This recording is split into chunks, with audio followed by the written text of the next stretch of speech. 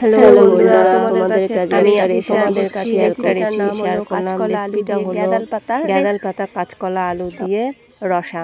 তো চলো, প্রথমে তেল গরম হয়ে গেছে, আমি কাঁচকলাগুলো দিয়ে দিয়েছি। এখন ভালো করে ভেজে নেব। দেখতে থাকো, তোমাদের আশা করি ভালো লাগবে।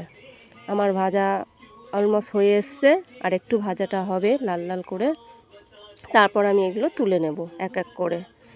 রেসিপিটা যদি তোমাদের ভালো লাগে, একটা লাইক একটা কমেন্ট অবশ্যই করবে। এই রেসিপিটা খুব ভালো, পেটের পক্ষে তো খুবই উপকার, মানে বড় বাচ্চারা সবাই খেতে পারবে। আমার ভাজা হয়ে গেছে, এটা আমি এখন তুলে নেব আস্তে আস্তে করে। আমি এখন তুলে নিচ্ছি, আমার ভাজা হয়ে গেছে। এরপর তেল গরম করে এতে আমি কালো জিরে ফোড়ন দিলাম, আর কাঁচা লঙ্কা 4টে চিড়ে দিয়ে দিয়েছি। এরপর আমি একটু নাড়াচাড়া করে নেব। তারপর আদা জিরে বাটাটা দিয়ে দিলাম। এরপর এটাকে আমি একটু নেড়ে নেব। নেড়ে নেওয়ার পরে আমি যেই পাতাটা বেটে রেখেছি ওটা এখন আমি অ্যাড করব। এই যে পাতাটা আমি এখন দিয়ে দিলাম। এবার এটাকে আমি ভালো করে কষিয়ে নেব।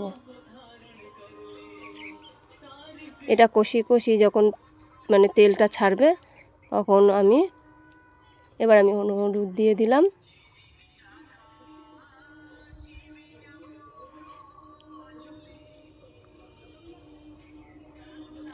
এরপর আমি লবণ অ্যাড করব। এরপর আমি লবণ অ্যাড করে দিলাম। এরপর আমি ভালো করে এটাকে কষিয়ে নেব। যতক্ষণ না তেল ছাড়বে ততক্ষণ আমি কাঁচকলা আলু ভাজাটা এর মধ্যে দেব না, একটু তেল বের হওয়ার অপেক্ষায় আছি।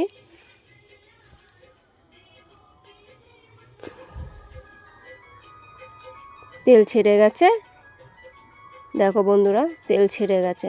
এবার আমি কাঁচকলা আলু ভাজাটা দিয়ে দিচ্ছি। এবার এটাকে আমি ভালো করে কষাতে থাকবো,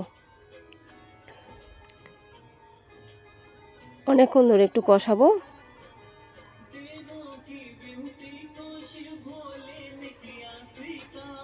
আর একটু কষিয়ে নেব ভালো করে, যাতে গন্ধটা না থাকে।